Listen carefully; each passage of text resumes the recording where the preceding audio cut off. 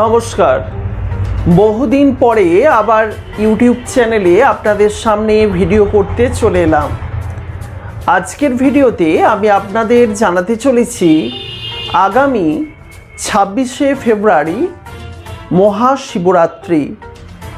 তো এই শিবরাত্রি ফাল্গুন মাসের চতুর্দশী তিথিতে করা হয়ে থাকে।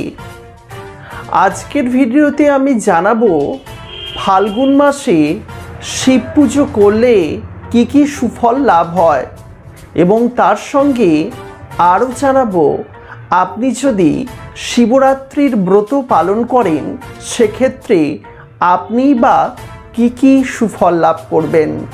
তাই আজকের ভিডিওটি আপনাদের প্রত্যেকের জন্য অত্যন্তই গুরুত্বপূর্ণ। প্রিয় বন্ধুরা, যারা আমাদের এই ভিডিওটি দেখছেন অতি অবশ্যই ধর্মকথা ইউটিউব চ্যানেলটিকে সাবস্ক্রাইব করে নিয়ে পাশের নোটিফিকেশন বেলটি অন করে রাখতে ভুলবেন না। আমরা আজকে আলোচনা করব ফাল্গুন মাসের শিব পুজো উপলক্ষে, কারণ ফাল্গুন মাসে মহাশিবরাত্রি। আর এই ফাল্গুন মাসের শিব পুজো উপলক্ষে অবশ্যই প্রথমেই ভিডিওটিকে শুরু করব মহামৃত্যুঞ্জয় মন্ত্র দিয়ে।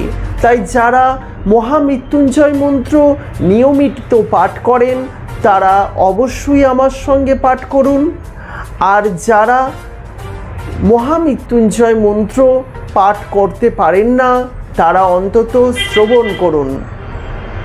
তবে চলুন মহামৃত্যুঞ্জয় মন্ত্র পাঠ করার পর মূল ভিডিওর আলোচনা পর্বে প্রবেশ করব।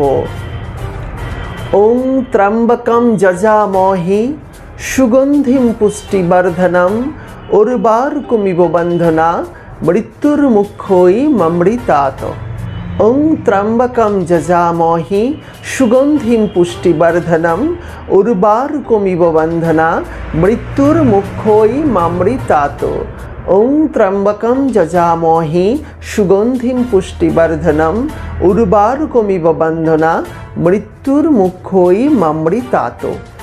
এই মহামৃত্যুঞ্জয় মন্ত্র পাঠ করলে বহু সমস্যার সমাধান হয়ে যায়। আমরা সেই সম্পর্কে পরে কোনো ভিডিওতে আপনাদের জানিয়ে দেব। তবে আজ বলবো যে ফাল্গুন মাসে শিব পুজো কেন করা হয়। ফাল্গুন মাসের চতুর্দশী তিথি হচ্ছে শিব চতুর্দশী বা শিবরাত্রি। শিবরাত্রির মহিমা আপনাদের আলাদা করে বলার কিছুই নেই।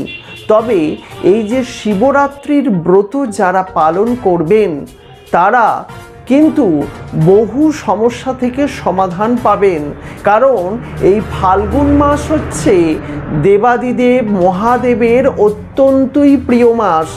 বলা হয় দেবাদিদেবের সঙ্গে পার্বতীর এই মাসের চতুর্দশী তিথিতে বিয়ে হয়েছিল। তাই এই মাসে যদি শিবরাত্রির ব্রত পালন করেন এবং শিবরাত্রি করেন সেক্ষেত্রে আপনার জীবনে সুখ শান্তি সমৃদ্ধি সবই লাভ হবে। সুতরাং প্রিয় দর্শক বন্ধু, অবশ্যই আপনারা শিবরাত্রির ব্রত পালন করবেন, আর প্রত্যেক দিন ফাল্গুন মাসের সারা মাস ধরে শিবকে জল দেবেন। শিবরাত্রির সঙ্গে সঙ্গে দেবাদিদেব মহাদেবকে কিন্তু জল নিবেদন করবেন, অন্ততপক্ষে অভিষেকটি করবেন। তাহলেই দেখবেন সুফল খুব সহজেই আপনাদের জীবনে প্রাপ্তি ঘটবে। তাই আপনারা অবশ্যই করুন, এটিই বলে রাখবো। আর মহাশিবরাত্রির ব্রত পালন করতে ভুলবেন না। পরবর্তীকালে আমরা আপনাদের জানিয়ে দেবো কীভাবে সহজেই আপনি বাড়িতে মহাশিবরাত্রির ব্রত পালন করতে পারেন, সেই বিষয়ে আলাদা ভিডিওতে জানাবো।